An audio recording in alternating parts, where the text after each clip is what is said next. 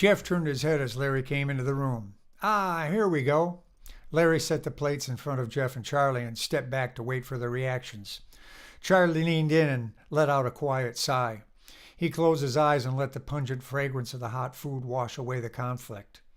They both scooped some of the beans onto their forks and blew on them. Taking a bite, Charlie rolled the food around in his mouth, savoring the flavor arc from the balance of spices, enjoying the grainy texture. He nodded to Larry, but Jeff held up his index finger. Poking one of the eggs with a fork, the yolk ran over the whites. That's what we're looking for. Thanks, Larry. Great, I'll check back. Jeff scooped the salsa out of the steel cup and arranged it around the edge of his beans. Charlie dipped a thick taco chip into the guacamole and shoved the whole thing into his mouth, hoping they hadn't overdone the spices. Cumin? Subtle. Onion? Sweet. Perfect. Jeff said, this artificial food is pretty good. It's one thing about tech I can't complain about. Charlie almost choked.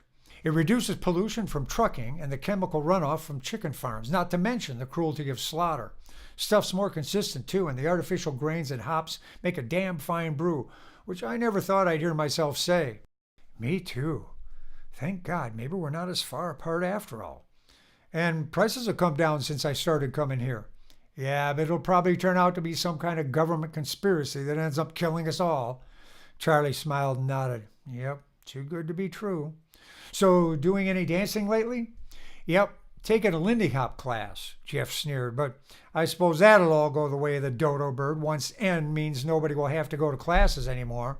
Charlie set his fork down. Oh, come on, I'm trying to talk about other things here. Do you always have to turn it around and pick a fight? Well, now you started it. Okay, Tech Man, tell me this. Where's the feeling of accomplishment going to come from when nobody has to work at anything? You want everybody to live like a bunch of stoned-out beach bums. No. Enhanced people will be totally absorbed in inventing and creating. It sounds like a high-tech drug to me. Charlie leaned in. It's not like that at all. You don't want to do drugs when you use N, because N is the drug. Ouch. No, people use drugs to dull the pain of their life. With N, you can dial that down. It lets you concentrate better than ever. Productivity, inventiveness, creativity, real communication. That's what's exhilarating, not some artificial exuberance. If you were using N, you'd write like the wind. It wouldn't be me writing, but it would feel like it was you. See? It's an illusion, a lie. N is a stoned out fucking lie. He slapped his palm on the table. Charlie sighed and lowered his voice. N is technology. That's what you're against. He changed directions. Let's face it, it's not really a technology you're against. Tell me, when are you going to get over what happened to Susan? Jeff clouded over and looked away. Charlie knew he'd opened the wound. Hey, I'm sorry, but you've got me at a disadvantage. I never was very good at debating because I can't remember facts when I'm riled up. Hell, I can't remember facts when I'm not riled up. If you just let me stay enhanced when we get together, I know I could explain things to you so they'd make sense. Bullshit, Jeff's finger went into Charlie's face and fire burned in his squinted eyes. When you first started using that N shit, you manipulated me. I could practically feel my body temperature dropping from the snow job. That's not true. Jeff rolled his eyes. But Charlie knew it was true. With Enhanced, he oozed liquid charm, and he had all the answers. He could feel people lean in, drawn to his magnetism. But right now, he wasn't enhanced. He felt stupid and embarrassed. Look, I used to be where you are. Charlie brought his palms up. Well, not exactly where you are, and not for the same reasons. But you remember how I used to be about tech. When I'd go off on one of my tirades, you'd say, "Don't take it out on me." Well, that's what I'm saying to you now. Don't take it out on me.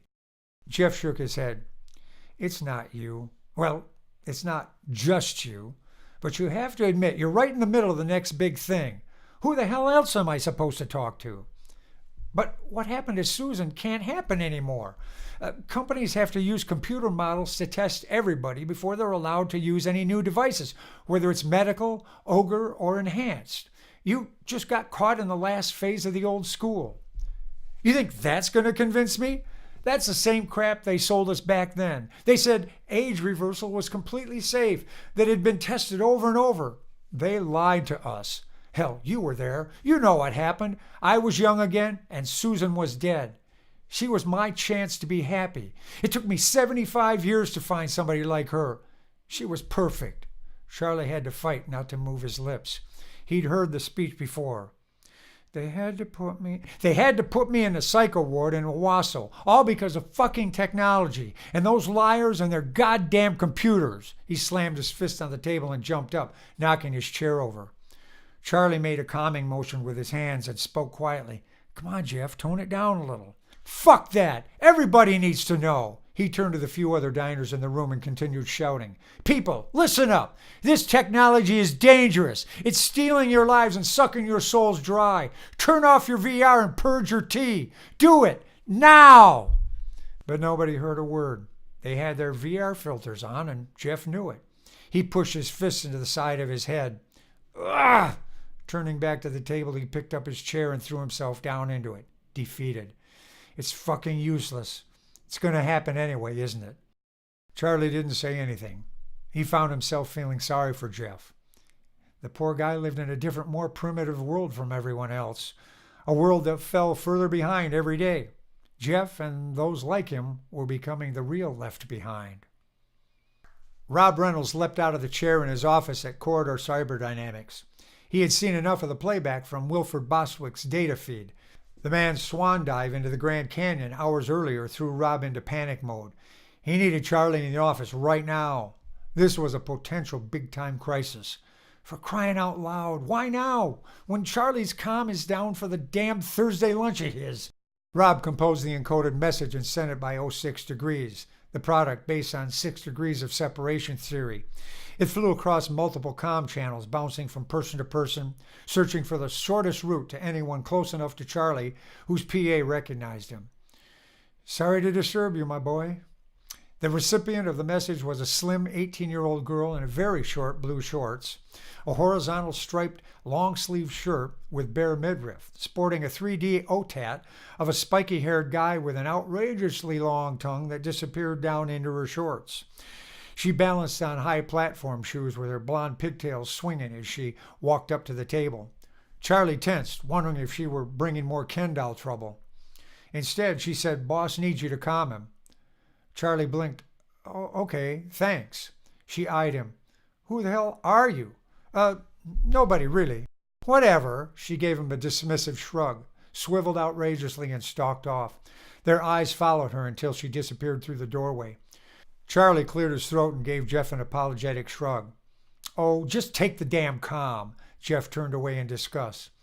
Hustling to the restroom, Charlie locked the door and fired up his first level of tea.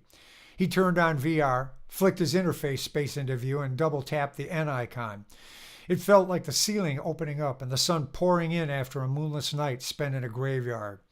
He stood straight and tall, and his brain came back online. Thank Jesus. He took a deep breath and swallowed. All the tension melted away in a relaxing warm shower. The anxiety ball in his stomach loosened and fizzled. With his eyes closed, he let the feeling wash over him. Finally, he opened his eyes. With a nod, he found himself sitting across the table from Rod in his office. "Hey, boss. Wilford Bostwick died 2 hours and 42 minutes ago." "Oh, man, I liked him. We going to the funeral?" "Maybe, but that's not what I called about. He took a swan dive into the Grand Canyon in front of his family." Rob flicked the vid to Charlie. "Whoa, but why would he do that? He was stable, a perfect candidate. Gotta be an accident." "No, it was clearly suicide. I checked the data streams before calling you." "Could have anything to do with N?" "Nah, well, what do you mean?" A blast of doubt bored into Charlie's chest. He pushed it away. "You're with Jeff now, right? You don't seem your usual bright self." "Yeah, well, you better turn your brain back on and get down here. We may have a situation on our hands. Be there as soon as I can. Bye." "Okay, bye." Rob waved and Charlie found himself back in the restroom. Hurrying back to the table, he pulled up Bostwick's data from the servers. "Sorry, Jeff, gotta go. Same time next week?" "Yeah, sure," Jeff said flatly, turning his eyes away. "Geez, Jeff, will we ever be real friends again?" As he left the table, Charlie summoned an O-car. In less than 30 seconds, it was curbside, gaping mouth in the side, the seat was a Mick Jagger tongue sticking out, ready to swallow him whole.